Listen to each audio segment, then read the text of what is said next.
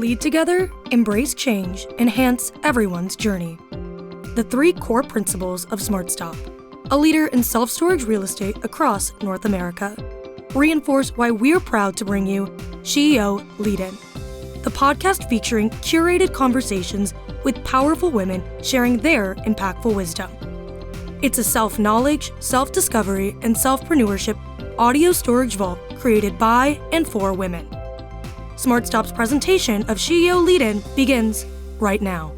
Have you ever felt that you as a woman may not appear to measure up when you see incredible women in strong roles? You may be surprised when hearing from women in these positions and how we all share many of the same challenges. Thank you for joining us for the SheEO Leading-In podcast with Rebecca Jones as we share the journeys of women. Hello, I'm Rebecca Jones, your host of SheEO Lead-In. We are on an exploration together to discover more about the personal journeys of incredible women in both career and life. We all have paths to share that sometimes take incredible turns, deep resilience, and courage to navigate. My hopes are that the challenges shared here encourage women to take leaps of faith and growth when a journey feels too difficult or unachievable. There is great strength deep within each one of us. These stories are meant to share the ways strong women have taken their dreams to strive and thrive to new heights, despite their sometimes rocky paths, and found a way to lead in. Today we're here with Ana Hutz from Namaste Fitness. How are you today, Ana? Good, how are you? I'm awesome. Thank you so much for joining us today. I am very excited to hear about your story. I love entrepreneurship and all of the things that drive us to do things like that. But I want to start out just a fun story to break the ice of when you were a child that you might want to share with our listeners that maybe not everyone knows about you. A fun story from my childhood. Mm-hmm. Well, I went to Catholic school all my life, from first grade all the way through high school. And we had to play the nativity set, like for the Christmas play. We had to like do our part and see, like everybody had to participate. So I always wanted to be Virgin Mary because I thought that was the cool, thing to do, the main role. And I applied and I got the part. I was going to be Virgin Mary. But then on the day of, somebody else showed up as Virgin Mary. So then I just ended up being like one of the sheep in the background. And I still remember that story. Like since then, I don't think anybody knows, and probably not a lot of people would care, but I still remember. Wow. And I was not the main part. I was a sheep. Well, how did someone else show up? I know. That's what I'm wondering. I know. I don't know how they took my part. Oh, wow. I know. Okay, well, I was going to ask you about one word that describes you best. I'm actually thinking forgiving. Yeah. It's like, okay, let it go. Maybe that's what took me all the way to where I am now. Like, let it go. Something better will come along. All right. So, well, then what is one word that you think describes yourself? For the longest time, I thought about this word. And then one day when they asked my husband, what word do you think would describe your wife? And he said it as well. So I think this is my word. And my word is determined. Like, that is, I am determined to see things through. I am determined to do the things I have to do, the things I commit to do. Determination, like I don't give up. That's a really good quality, and something really important for starting a business. So Tell us a little bit about Namaste and how you started that. Well, Namaste Fitness is a yoga and fitness studio. So we mixed the yoga practices, different modalities, with the fitness portion. We wanted people to move in different ways. And we know that not everybody wants to do the go, sweating, classes. So we thought that with the yoga, it would be a good mix. So we started our business in 2018. And it happened because I have 2 kids and they are 11 months apart. So when I got pregnant with my son, I gained like 65 pounds. I gained a lot of weight. I enjoyed the pregnancy, eating everything, not exercising at all. Was born. A month and a half later, I got pregnant with my daughter. So that kind of pushed me to start exercising, taking care of myself, more consciously. So when she was born, I started walking, I started going to the gym, and then that's where I found yoga. So I wanted to try it to lose weight. And then I took a class, and all the things that you do in a yoga class let me know that it wasn't about exercising, and it was a little bit deeper. It was about just finding yourself and doing something good for you that also makes you better with others. And so I found a yoga studio because I wanted to continue on that.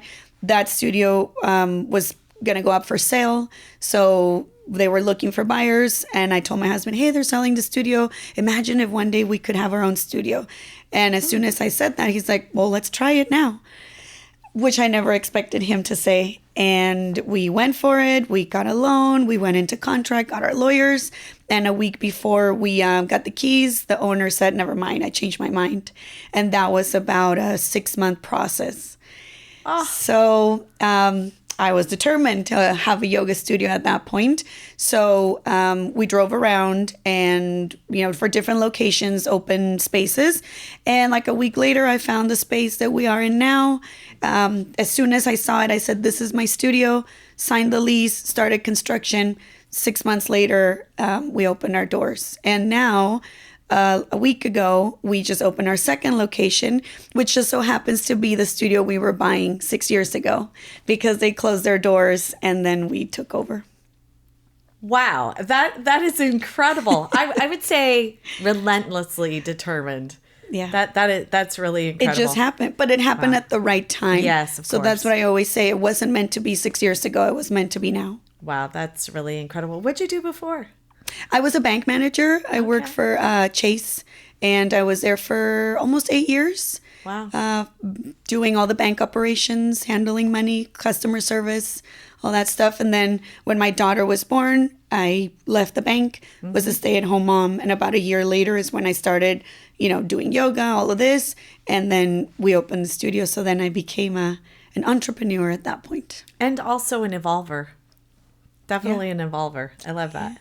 So how do you measure success and failure? Because I'm sure, I kind of think the story of trying to buy that first place, them changing their mind, then you going back 6 years later, that's super cool. That really is cool. Yeah, I wish I could say I don't feel a little bit of, oh yeah, I did it.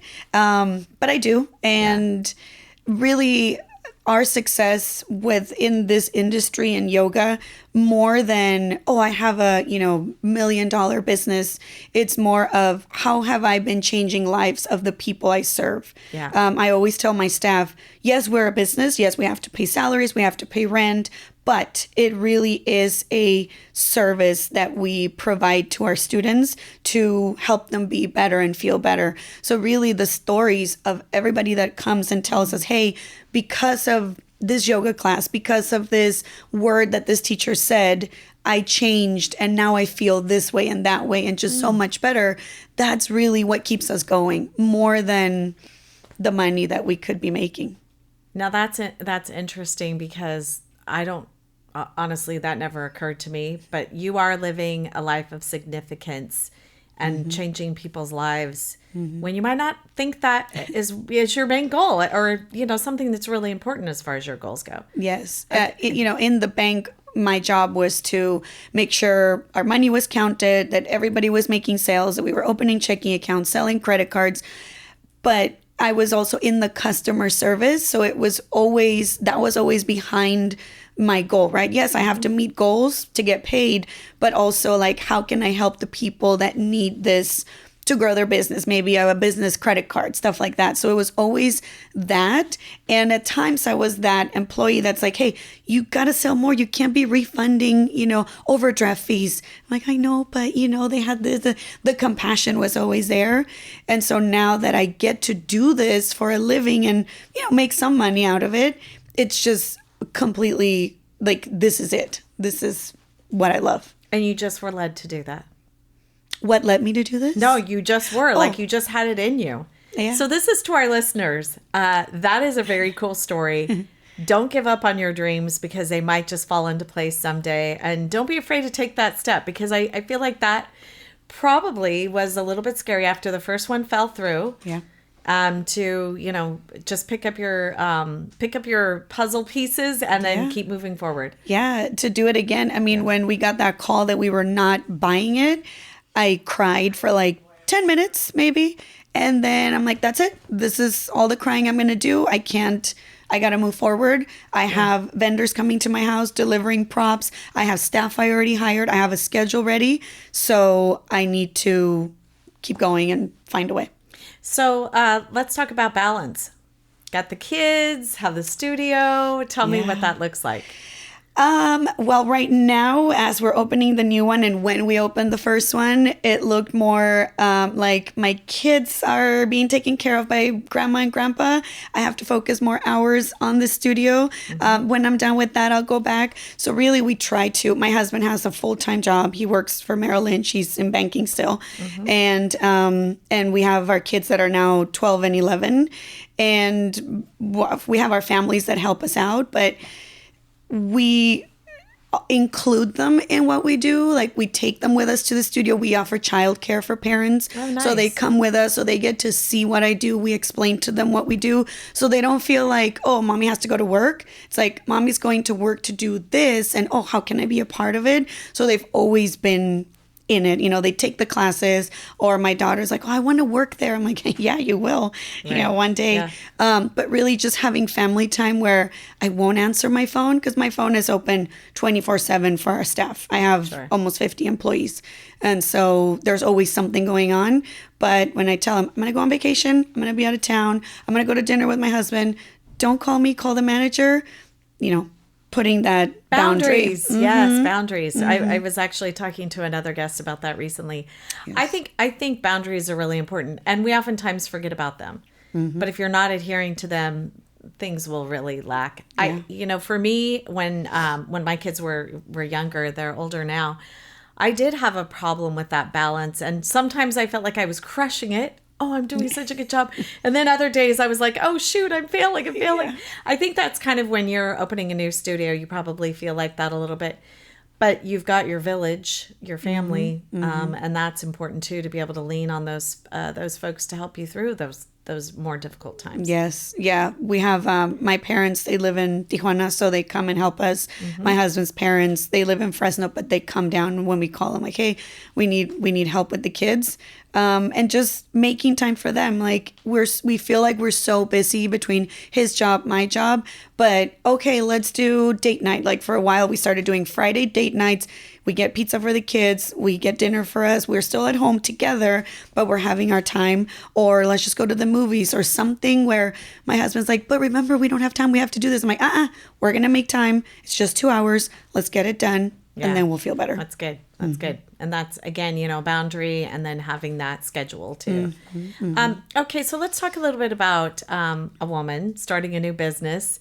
Did you have any barriers for that? Or was it, I actually had someone, this is crazy, recently call me from some service organization, and they were asking me about things for my house. And I said, well, I'm really not interested. And they said to me, believe it or not, and I'm not married, do you think maybe we should come back and talk to your husband, or call you back and talk to your husband? I thought, well, that's crazy. What are you talking about? Do you ever experience that when you were starting your business? Even with employees, it happened to me one time. Obviously, she doesn't work there, but she told me one time, oh, I know that you're just like here, but I know the business is really Eric's, my husband. And she was my staff. Like, he's not really involved in that part. But with vendors, I mean, I've really been doing most of the talking, right? When we were doing construction, obviously, well, it was all guys, the man that was in charge of the construction and all the construction workers. But maybe it's my personality that I'm always like, okay, let's get it done. Let's do it. And I'm not afraid, or I don't shy just because you're a man. It's like, okay, what are we doing today? Why are the walls still there? Why haven't we taken down the old speakers? Stuff like that. Yeah. So I've never encountered it, and maybe it's because, again, I go into it with like, this is it, right? But I've had the situations where vendors, maybe not direct people that I work with, but somebody that, like you're saying, calls and like, oh, is it you? Are you the owner? Like, kind of like, who else is there? Or they see me and they look at me and they're like, you're not old enough. I was just going to ask you that. I mean, I'm going to be 41, but, they still look at me like, oh, is there somebody else above you? I've had competitors from other like yoga studio, stuff like that, like say things where they are trying to make me feel like, oh, you don't, you'll learn eventually. I'm like, well, I've been here for 6 years. I think I can do it. But I'm just, I never fight back. I'm always just very quiet about it. Like, okay, if that's what you want to think, cool. Wow.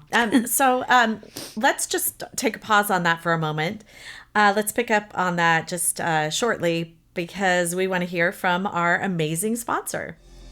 SmartStop knows the winning connection is when we elevate success together.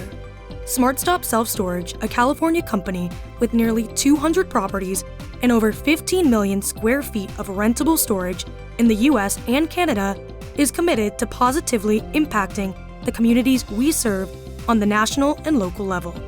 By aligning our core principles of leading together, embracing change, and enhancing everyone's journey with local initiatives focused on education, health, and social welfare, we all elevate together.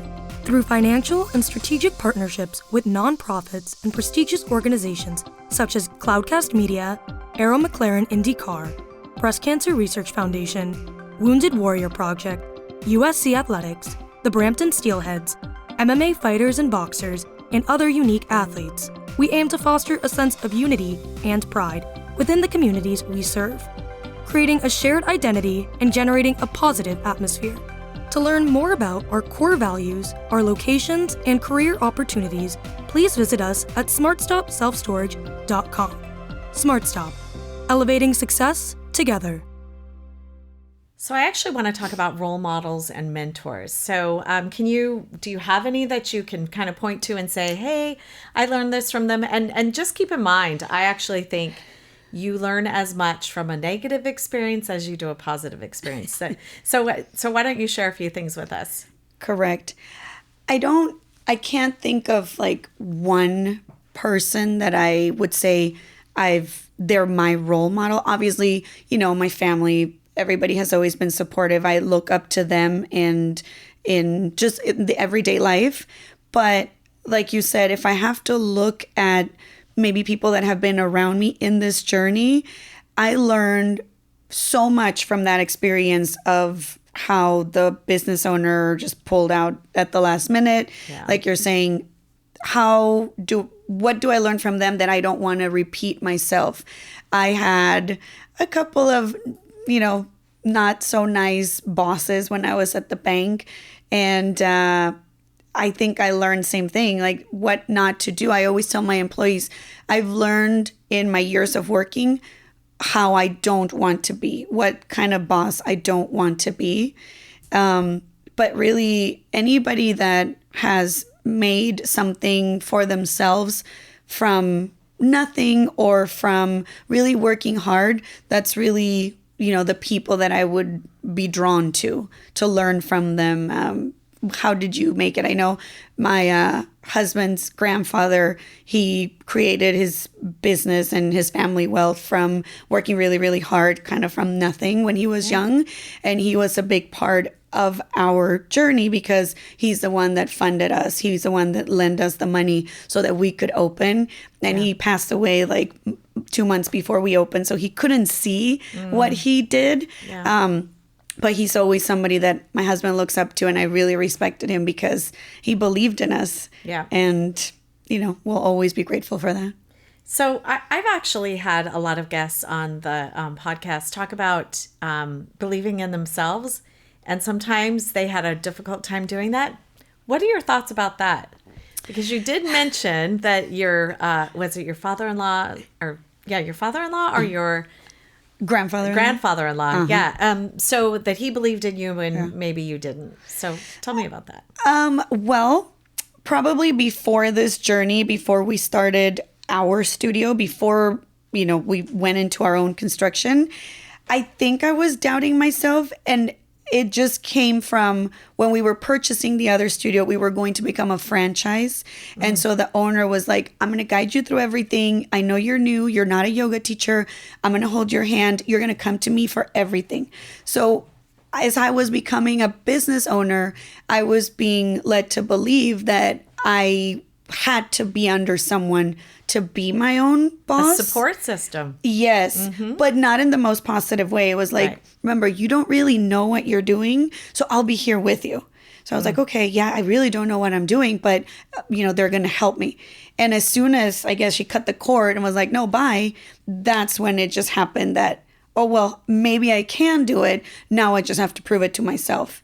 And I think ever since that's why it was like a huge, big, important part, that ever since that moment, I'm like, I'm calling this person and that person and the construction. And I just had to figure it all out myself. So now I feel like it's my job to do that to others. Teachers that come to me or employees that come to me saying like, one day I want to have my own studio. I'm like, come to me. I can tell you everything you need to know so you can do it.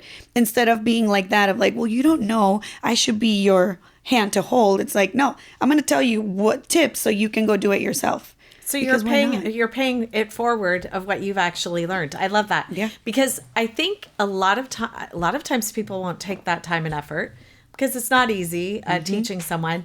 But I think you're like me in this way.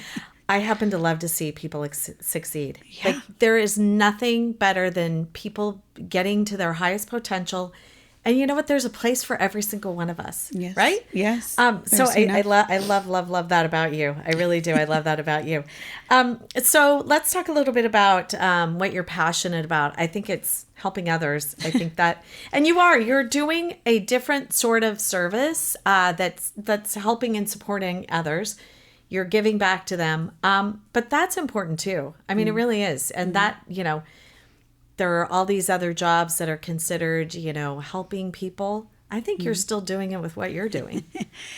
Like I said, yeah, my passion is I love to smile. Like I just, like that It's movie, right? I love infectious. smiling. Yes, it's infectious.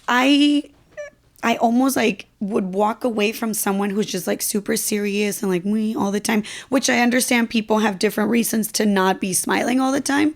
But I always try to make people laugh, like do a little joke. Or if somebody's having like a difficult moment, I'll immediately try to redirect it to, well, but what about this? Trying to find something that will make them remember that it's okay. I don't want to get into it because it would take a long time, but my husband was diagnosed with cancer, very advanced cancer 3 years ago, 2 years ago in 2021. And that was a big shock. And we didn't tell anybody. I kept working. I kept doing my thing. I kept teaching classes. It was during COVID times and we got through it. He's fine. He's great. But that was something that, again, we had to live, because now I can look back and be like, if we went through that and we still smiled through it, what else, right? It just seems like when there's something that's huge that could negatively impact your life, but then you still have reasons to smile, everything just seems like super easy. It's like, oh, you got a paper cut. Oh, wow, whatever. Like we went through cancer. It just gives you that perspective. And so even through that, we started, all of a sudden, we started seeing other people in the cancer journey. Let me refer you to the doctor. There's always a way, even in the worst or darkest times, to help, to be supportive, and to smile. Girl, you don't even know what you just touched on. So my ex, in 2006, our kids were 6 and 10. Same thing. And he's still alive. We're, in 24. Yeah. He was diagnosed with advanced stage 4 prostate cancer, and it was a really scary thing. I did a lot of research, but I, like you, had people that said, hey, try this doctor, try that doctor. I actually had 3 people say, you've got to try this one doctor, because back then they were like, well, many of the doctors were just saying, he's just going to, we're going to give him palliative care, and that's all that we can do for him. It's, 2006 to now. That's awesome. Still doing pretty well. And, to actually pay that forward is so important, because that's one of the things that I have done so many times. and it brings hope to other people. And, sharing difficult times in our lives. And, I love the way you put this. You look back and you go, if we can get through that, we can get through anything. Yeah. and you know what? That is true. And I think there's so much hope in that and so much encouragement that you can give people that they might not even begin to, think about. It might not occur to them because, when you're living through that heavy of a time, it's so important to remember when it's happening that at some point in time, you're going to help other people. Everything that we go through has a purpose, personally or at work or wherever we do it. We were already involved in like cancer foundations, doing donations, doing events, mostly pediatric cancer, right? Because my kids are little and we knew about stories of children. And so, but when that happened to us, it was even more. And then for him, it was a colorectal cancer. So I was going around telling everybody, you better get checked. You better get checked. And everybody has, stomach issues or gastro issues. And it's like, I'm like, don't let it, like, more of an advocate than we already were. And that's what also led me to be part of Make-A-Wish now. Not that Make-A-Wish is cancer, but it does happen that there's kids with cancer. And so now I'm a speaker for them and I'm a wish granter volunteer. And, that's my job where I let people like, tell me what do you want me to do? How can I help? And so I do that on my, I would say spare time, not really spare time. I make time for them, but that's a big thing we're involved in right now, or I am involved in. Again, paying it forward. I love that. So, okay, so you walk into a room, all these young women there. What are some lessons learned that you would share with them that you think are so valuable that they might not think about and might not occur to them? I think just reminding them that they don't need to depend on anybody else to get through something or to achieve something, because even though we do need community and, like you said, support and helping each other, it really, everything comes from inside when you really, really, really want it. And I know every situation will be different and there are situations where it's harder than others, but just knowing that we all have the tools to do everything. It's just a matter of how much I wanted, how can I break the barriers, or how can I educate myself to defeat those barriers? Or is it just not the time and it's okay to step back and learn and observe and then go forward full force again? Yeah, because I always tell people, staying put because it feels safe and comfortable is not how you're ever going to actually get something done. I mean, if you would have just said, oh gosh, I got crushed. The first time it didn't work out. I spent 6 months of my life planning and going through this whole stage where I was ready to execute. And then the rug honestly got kind of pulled out from under you.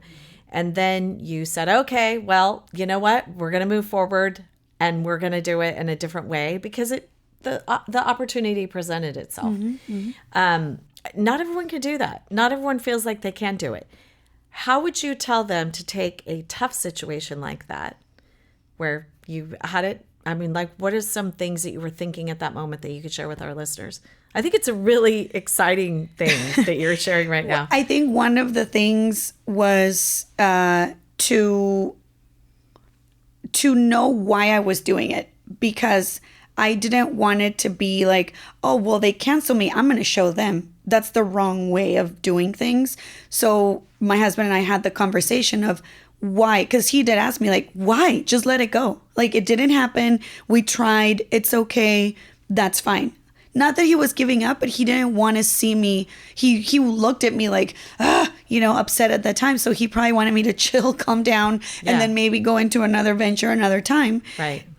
So I really had to figure out, why am I doing it? So finding the why, is it like a vengeance or like a get back at someone? Or is it that that's your true passion? And it really, at the moment, and still now, it felt like my passion. Same thing with our second studio. I already had comments of, oh, why did you have to take over when there was old studios there? Like, what are you trying to prove? Or why don't you just stay where you are? It's not because the other studio was there and I wanted to, oh, now I'm here, haha. Not at all. It's because there's a need for the community to have more yoga there. And since everybody was already coming to me, it just makes sense. It's not easy. It's not fun. We had to take loans again, the sleepless nights. But it'll be worth it because we see the results with how our clients feel. And their lives. How you're changing their lives. I love that. So what's next for you? What's next? Well, I really would love, my end goal would be to, at some point, turn these studios into maybe a nonprofit. And my goal is to have a foundation where I can do events and reach out so that I can support different organizations. Like I said, Make-A-Wish, we're part of the T1D. My son has type 1 diabetes, so we are involved in that with the JDRF, more involved with cancer. We went to Africa last year and Conservancy, like we went to see the last 2 northern white rhinos. It was my 40th birthday. Wow. And I got to touch them and I got to be with them and I got to experience real life, like Lion King real life of what we're doing to the planet, right? Just because there's like not enough giraffes, not enough lions. Right. So how can I help just the world? I mean, it sounds kind of cheesy maybe for some people, like I want to change the world, but really, how can I in my, 40 years left make a little difference? And not because I want people to say, oh, she did it, just because I want to do it. Right. Well, not 40 years. You're going to live longer than that. if it's only 40 years, oh gosh, my days are numbered. Okay. So here's honestly, when you were talking and I was just listening to you, this is what came into my mind. Tragedy to triumph. I like Crazy. It. I am so excited for you. I cannot wait to see what you do next. I really think you are going to change your part of the world. And I often think, even though sometimes your influence is a very small area, you change 10 people's lives, 100 people's lives, whatever it actually is. They go out and they remember that and they share it with others. So keep doing what you're doing. Love your energy and your excitement, and really excited to see. We need to be in touch with you to know what you're gonna, how things turn out. Oh yeah, I'll keep you updated for number 3. Wonderful. Thank you so much for joining us. Thank you for having me. Thank you so much. Of course. Now that was powerful. We hope you've been lifted and encouraged by today's inspiring voice. Always remember that life doesn't look exactly the same for each one of us. Never stop dreaming, striving, and thriving. In future episodes, we look forward to bringing you powerful stories from amazing women who learn how to lead in to challenges. Thank you for listening and being part of our community with SheEO host, Rebecca Jones. The incredible curated SheEO conversation you just enjoyed was brought to you by SmartStop, a leader in self-storage real estate and a company that upholds its core principles of leading together, embracing change, and enhancing everyone's journey. To learn more about SmartStop, please visit smartstopselfstorage.com. Cloudcast Media.